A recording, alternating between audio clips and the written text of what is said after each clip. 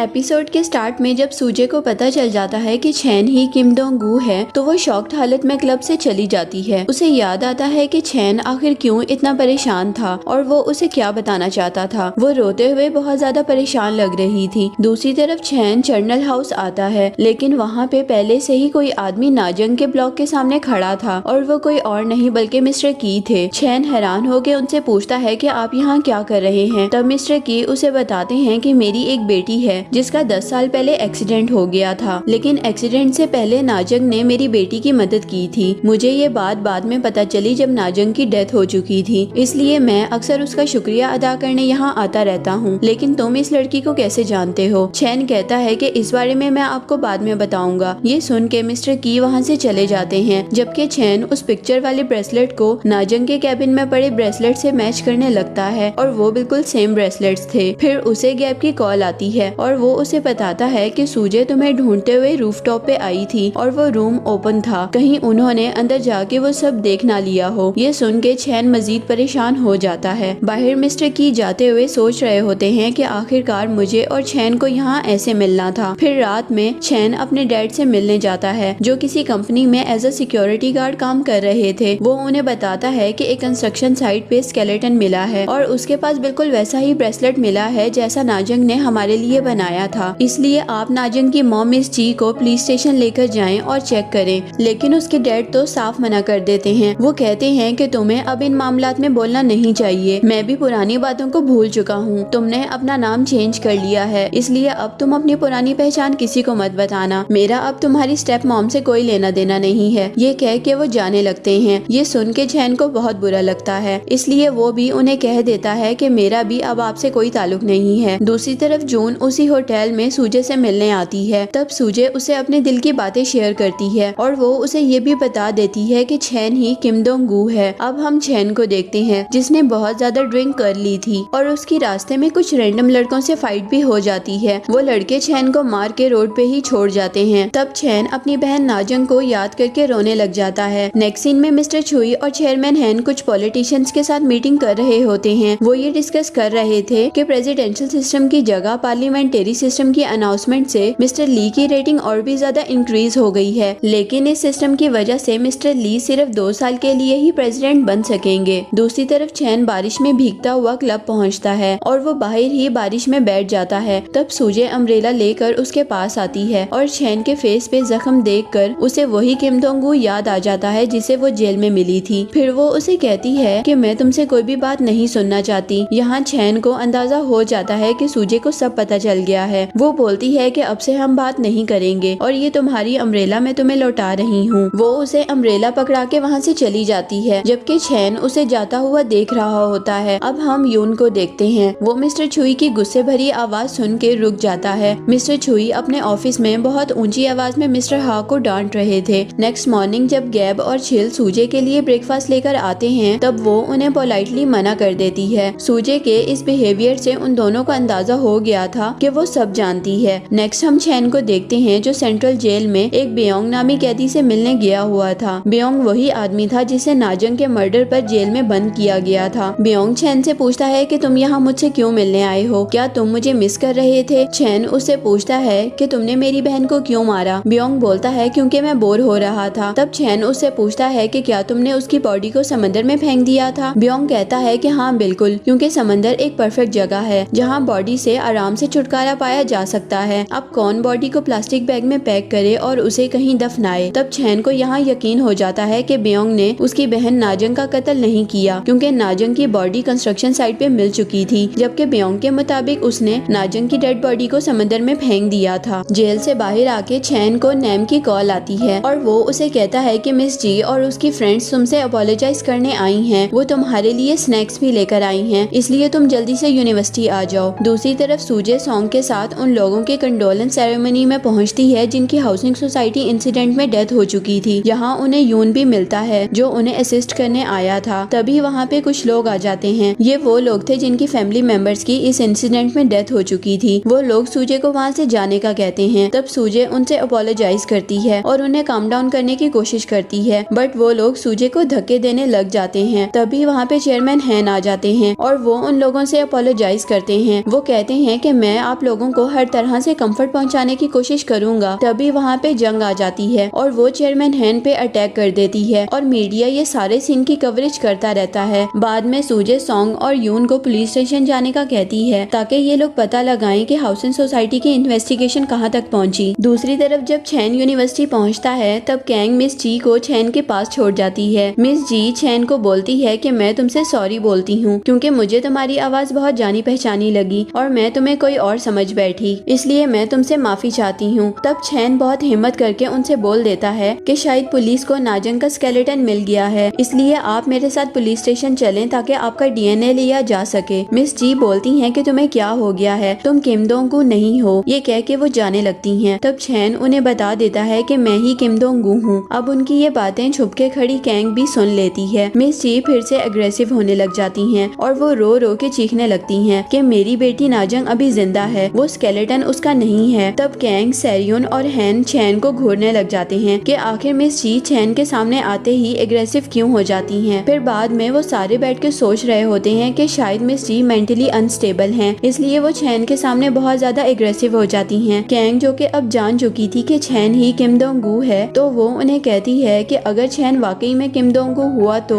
हैन बोलता है कि ये मुमकिन है अगर उसने अपना नाम चेंज किया हो। फिर हम चैन को देखते हैं जो भागता हुआ मिस जी के घर पहुंचता है और वो वहाँ रखे ट्रैश बैग को उठा लेता है और वो उसे कोई ऐसी चीज ढूंढने लगता है जिससे मिस जी का डीएनए लिया जा सके और उसे ट्रैश में मिस जी के बाल मिल जाते हैं जिन्हें वो संभाल के रख लेता है। नेक्स्ट सीन में न्यूज में बताया जा रहा था कि चेयरमैन हैन जब विक्टिम फैमिली से कंडोलेंस करने गए थे तो उन पे विक्टिम फैमिलीज ने अटैक किया था, इसीलिए उन्हें शॉक्ड कंडीशन में हॉस्पिटल ले जाया गया। ये सारी न्यूज हॉस्पिटल में लेटे चेयरमैन हैन खुद मजे से सुन रहे होते हैं क्योंकि वो खुद जानबूझ के कंडोलेंस सेरेमनी में गए थे ताकि कोई उनके साथ ऐसा करे और वो आवाम की नजरों में खुद भी विक्टिम बन जाएं। वो सूजे को थैंक्स बोलते हैं कि उसने ये सारा मामला अच्छे से हैंडल कर लिया। सूजे उन्हें बोलती है कि आपको विक्टिम फैमिलीज को ज्यादा से ज्यादा कंपेंसेशन अमाउंट देनी होगी ताकि वो दोबारा मीडिया में ना जाएं, वरना हैंसो बायो की सेल और भी ज्यादा इफेक्ट हो सकती है। चेयरमैन हैन बोलते हैं कि उन्हें हाईएस्ट कंपेंसेशन अमाउंट दो और उन सबके मुंह बंद करवा दो। उसके बाद सूजे कंपेंसेशन पेपर्स पे जंग को साइन करने का कहती है बट वो मना कर देती है। वो कहती है कि उन लोगों की वजह से आज मेरा बेटा कोमा में है और अब वो लोग मेरा मुंह बंद करवाना चाहते हैं। तब सूजे उसे कहती है कि जरा इस अमाउंट को देखो, $300,000, ये कोई छोटी रकम नहीं है। अगर तुम सारी जिंदगी भी काम कर लोगी तब भी इतने पैसे नहीं कमा सकती। सूजे उसे समझाती है कि तुम्हारा बेटा सारा वक्त कंस्ट्रक्शन साइट पे ओवरटाइम करता था ताकि वो कुछ एक्स्ट्रा पैसे कमा सके। क्या तुम सारी जिंदगी उसे ऐसे ही काम करने दोगी? अगर तुम कुछ अपने बेटे के लिए करना चाहती हो तो इन पैसों को एक्सेप्ट करो और मूव ऑन कर जाओ, क्योंकि तुमने जिंदगी में बहुत कुछ फेस किया है अपने बेटे को अकेले पालते हुए। अब बस तुम्हें मूव ऑन कर जाना चाहिए। जंग उसकी बातें सुन के रोने लग जाती है। वो सूजे से पूछती है कि मेरे बेटे को होश आ जाएगा ना? तो सूजे उसे तसल्ली देती है कि तुम्हारा बेटा जल्दी ठीक हो जाएगा और तुम एक बहुत ही बहादुर माँ हो। अब यहाँ जंग रोते हुए सूजे की बात से एग्री कर लेती है और उसके बाद पुलिस उसे वापस सेंट्रल जेल ले जाती है। यहीं इस पार्ट की एक्सप्लेनेशन खत्म हो जाती है। मिलते हैं नेक्स्ट वीडियो में, अपना ख्याल रखिएगा।